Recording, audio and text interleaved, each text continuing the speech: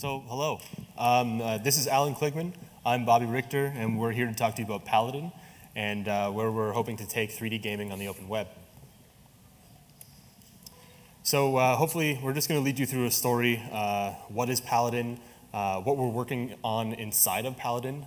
So we have a 3D game engine in the works called Gladius. We're working on lots of different web APIs. We're just doing lots of different experimenting within the 3D web gaming space. And we'll show you what we have planned for the future. So firstly, a little backstory about what Paladin is. Paladin has its roots sort of deep within the demo community. For anybody who doesn't know what Flight of the Navigator is, Flight of the Navigator is a WebGL demo we put together for the launch of Firefox 4 and to show off the Firefox audio data API. And I think I've got a video, nice video queued up here. This is Flight of the Navigator. So you can see that we're using the audio here to generate different kinds of textures in a 3D scene. It's actually pretty cool. And this is all JavaScript. So this is all running inside your browser. It's really, really nice. So we did a whole bunch of work to try to get that working. And it was really to drive innovation inside the browser. They were creating the audio data API, they're creating WebGL, and we tried to be the first batch of people that were using all of this so that we can make sure that they got it right, they got it fast, the browser was running properly. And we basically succeeded. New versions of Firefox are actually quite good at running that demo. So that's the kind of thing that really inspired us. But we also, several other people were creating cool libraries like mscripten, which gave us something called ammo.js, which we'll talk about later. But people have been making really, really good enhancements to JavaScript engines. So V8 is really nice. We have TraceMonkey and IonMonkey. We have type inference in JavaScript now. So these are all things that people have been working on so that can sort of push us forward into the realistic 3D gaming market inside of a browser. People have been also creating media libraries for several different things on the internet. Popcorn.js for doing some event-driven stuff, thank you. And processing.js, which some people might know processing. It's really easy to generate textures with processing, so we use that as a technique to quickly prototype stuff and throw it into 3D scenes because we don't have to write weird shader code to do it. We can just write Java, basically. So as much as demos have pushed forward the browser and all the technology that we're seeing today up to where we are now, we want game innovation to drive that further. I mean, it's one thing to say that demos brought us to the point where we have WebGL that exists, but we definitely want games to make sure that it is as good as possible, and so we can all enjoy web as a real gaming platform. So this brings us into Paladin itself. Paladin is our project inside of Mozilla to weaponize the web platform for 3D gaming. So we want to take all of these neat things we've been seeing and put them inside of one project in Mozilla called Paladin, and just bring together all the community and stuff that's surrounding 3D gaming here. So we're all trying to collaborate, create tools that are sort of just for general purpose gaming on the web, but for specifically trying to create things that'll let us do really expensive 3D gaming as well. So to that end, we decided to build a game engine. It's an open source game engine. It's very community driven.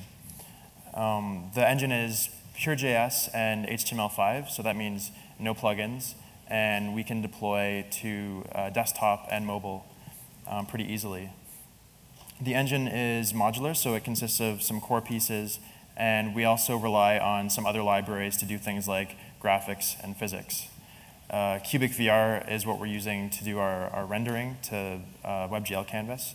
And physics we've done on top of ammo.js, which is an LLVM cross-compile of a C++ physics engine called Bullet. One of the other big problems facing HTML5 game developers is asset management and asset loading. And so we're currently working on some tools to make that easier. The approach we've taken is to use web workers to do a lot of the loading asynchronously for dynamic resources so that it doesn't block up the game engine and you continue to do interesting things in the foreground. So our goal is to provide a modern game engine for the open web. And so in addition to a high-performance game engine, we also want to make something that's accessible and easy for developers to use to build new and interesting content for the web. We're also using require.js to keep our code base modular. So instead of one enormous file for our game engine, we have a bunch of different files that are built together as part of the production process. But for development, you can use individual files to get error messages where they occur in your source tree, as opposed to one giant minified file. So that makes development much easier. We also are providing an entity component system. So this lets you as a game developer package code and data into small units that are reusable throughout your game. And we'll be providing some core components, and you can also extend the system to support things for your own games. So we're building currently a rendering pipeline specifically for Gladius, and we want it to be nice and hot swappable and things like that. But really, we're trying to focus on one engine first. So we have CubicVR.js. Some people here are obviously familiar with Mr. Doob's 3.js. We were creating CubicVR.js sort of alongside that. And we've used it in several places to create Flight of the Navigator, for instance. It was a direct port from C++ to create Flight of the Navigator. And it's sort of grown into its own. And we created No Comply, which is another 3D demo when Firefox 4 was released. CubicVR.js is a nice JavaScript 3D engine now that's sort of its own thing, written by a guy named CJ Cliff. And so we're trying to use the core of CubicVR.js inside of Gladius. We need to do a lot of prep work around that so that the APIs and the syntax for using our rendering engine are pretty straightforward. And CubicVR.js is really, really nice for making demos. It's super easy. I've done talks before just making demos live on a screen, and it works out really, really well. CubicVR has a really, really nice relationship in its asset pipeline with Blender. When we were making these demos before, we were using Blender to create all of our 3D scenes, all of our models, all of our animations and stuff like that. And so it was really easy to tell Blender to just export stuff to any file format we wanted. Luckily, there's a standard free open format called Collada, which is an XML file that just basically has all of your scene data in it, including what your meshes look like, your textures, your materials, all of your animations, everything. The problem with Blender 2.49 was that we were required to write Python scripts that changed their non-standard Collada format into a real standard format. But in 2.5, they've actually adhered to using the open Collada format. It's all standardized, so you can just download Blender 2.5, press export, and you should have a really nice Collada file. So we can use these. We can prepare them however we want. We can smush them into Badgerfish JSON, and we can load them into CubicVR. CubicVR will do all the work for you, so we just have like our scenes prepared, our meshes prepared, and we can just sort of pull them out of Collada files. And again, it's really important that Collada is free and open. It's all standardized, so it's really easy to go and look at the standard and see that you want something to be implemented, or you are having problems with some implementation. The Blender guys are a little bit behind still on getting everything that Collada can do into Blender, so we're trying to get them to progress on that as well. So Rescue Fox is our first prototype game, and we built it for a couple of reasons. First of all, we wanted to explore what was possible with HTML5 and JavaScript and WebGL. And so it's a pretty quick and dirty demo. The other thing we wanted to get out of it was some ideas on how to build our engine API and to help us figure out what APIs worked, what APIs didn't, and which were the easiest ways to do things for us in developing this game. So the game itself is based partly on pieces of the engine that we had working at the time, but a lot of it is based off of CubicVR and ammo.js directly. So we have a demo of that for you now. Let's see if we can get there. So here is Rescue Fox.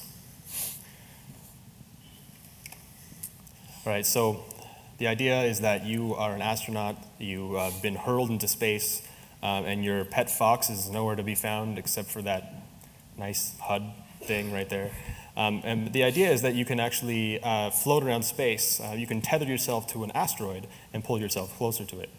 And so this is showing off quite a few things. We've got a physics engine, which is driving all of the motions and stuff like that, and all of these asteroids, which are sort of moving around pretty slowly. But if I can get to that fox, then I can show you what he looks like, which is also pretty cool. It happens to be the fox from Rome. We wrote some stuff inside of CubicVR, which gave us the ability to just steal all of their assets. So there you go, he's running in space. So we've saved our fox, and yeah, there we go.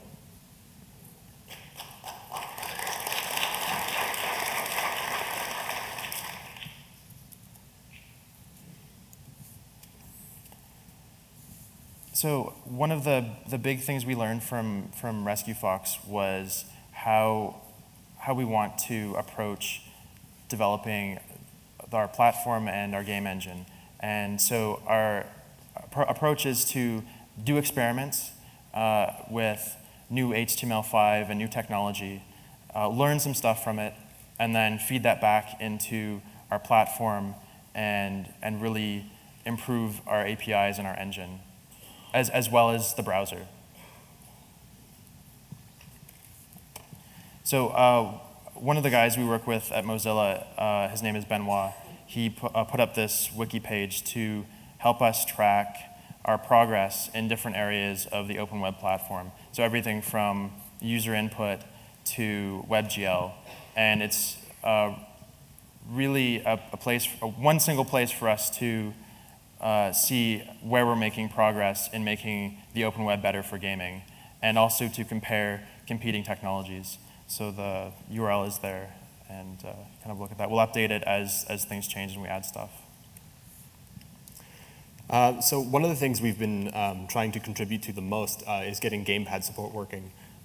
We came up with this a while ago, and we've been trying to force it into Firefox ever since. We actually have a tri-server build you can go and get that has gamepad support working in it. And so we have a demo for you. We can show you that this works. Don't just take my word for it. So if I can find out, yeah, this is totally this guy. So this you might recognize as a PS3 controller.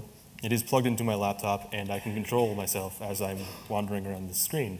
So we've done quite a bit of work in trying to make all the inputs sort of cohesive. Trying to standardize them. It's really hard work because you have to actually know about what a PS3 controller, what the access system looks like for a particular browser on a particular OS. So you end up with this wealth of sort of crazy data. For anybody who doesn't know, every single button on here is pressure sensitive. So that means that you get any value from pushing any button here. So it's actually pretty cool. Like, oh, I didn't even know I could jump in this demo. That's fantastic. So yeah, so we've done quite a bit of work in trying to prepare these. The signals you get from an Xbox controller, signals you get from this are very different. And as a result, we've actually created something called input.js, which is being developed by a couple people, one of which is John Buckley, who is a Paladin contributor, and he was a student at Seneca College underneath Dave Humphrey. And it's really just meant to abstract away all of that mess. So if you plug in an Xbox 360 controller, if you plug in a PS3 controller, you can effectively map them to the same thing. So you should just have maybe a system that has up, down, left, right, A button. And if you supply that to input.js, it will try its best to just accommodate you and have all of your controllers be that. And so we really just want gamepad support in the browser to be really, really top notch. Because making an FPS, it'd be nice to have. So Browser ID is an upcoming technology from Mozilla, It's an open and decentralized way to do authentication on the web. The server software itself is open source, so you can download it and build your own server. And I'll actually show you what it looks like.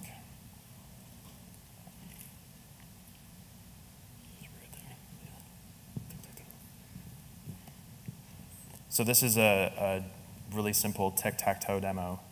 So I can make a couple moves. And then I'll sign in. And what this will let me do is save my state into the cloud, and then I can load it back if I want. So this technology and things like this isn't the only sign-in technology, but these things will let us do multiplayer and cloud storage for HTML5 games, and in a really easy and intuitive way for users. Try to win. There we go.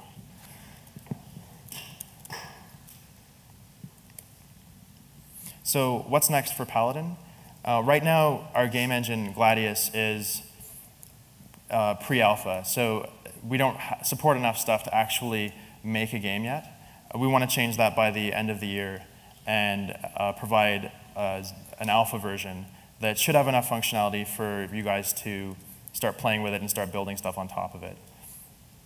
And we'll also be making more demo games in the next few months, and we'll publish those as they're finished. And they'll be based on new stuff that we're experimenting with and new stuff that we've added to the engine.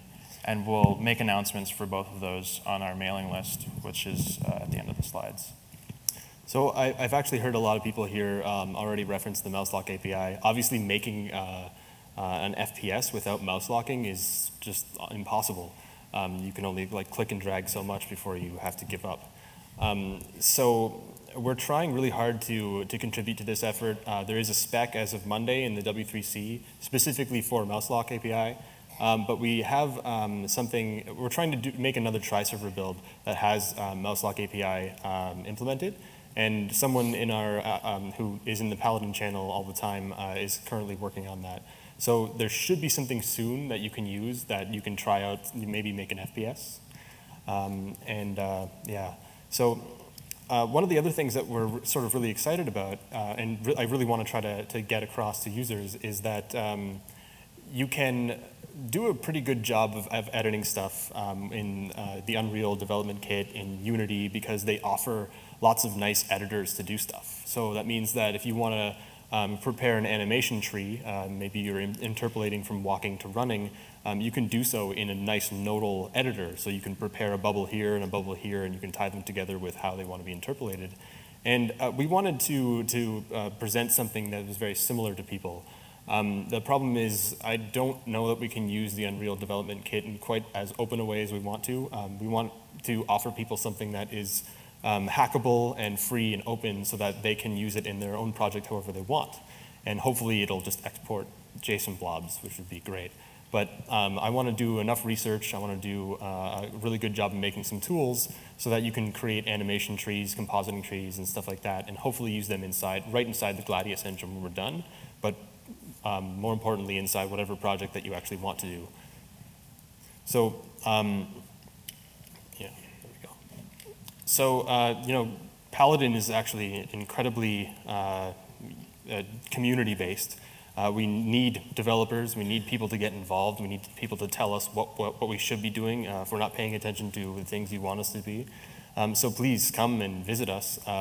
We have wiki.mozilla.org/paladin, our wiki page. We try to keep all of the links and everything up there to all the relevant tools, what's going on in terms of what specs we're trying to push forward. But you can also come talk to us directly. We're inside #Paladin on irc.mozilla.org. You can just sort of listen to our news group as well. So that's Paladin-Dev on Google Groups.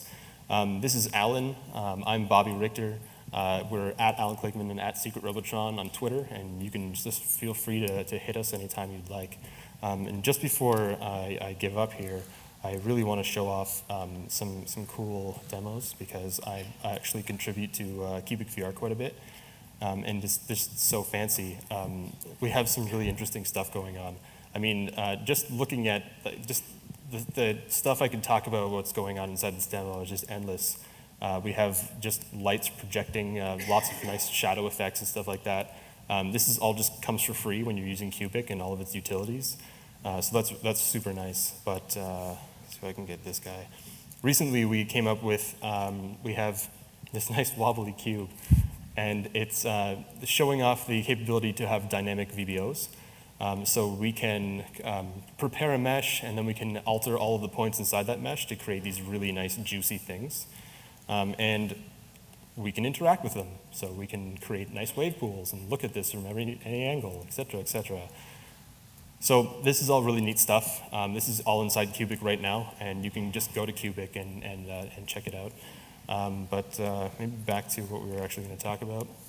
So that's pretty much what we have to talk to you about today.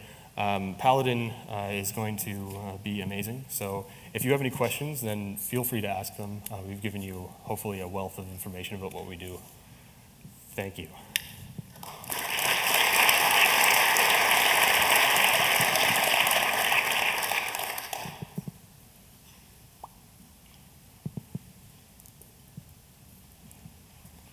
Yes, thank you. Hey.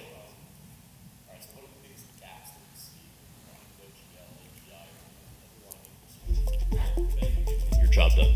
I see. Good question. In terms of what, oh, sorry, yeah. So he asked what the biggest missing pieces of WebGL are that prevent us from getting games ready.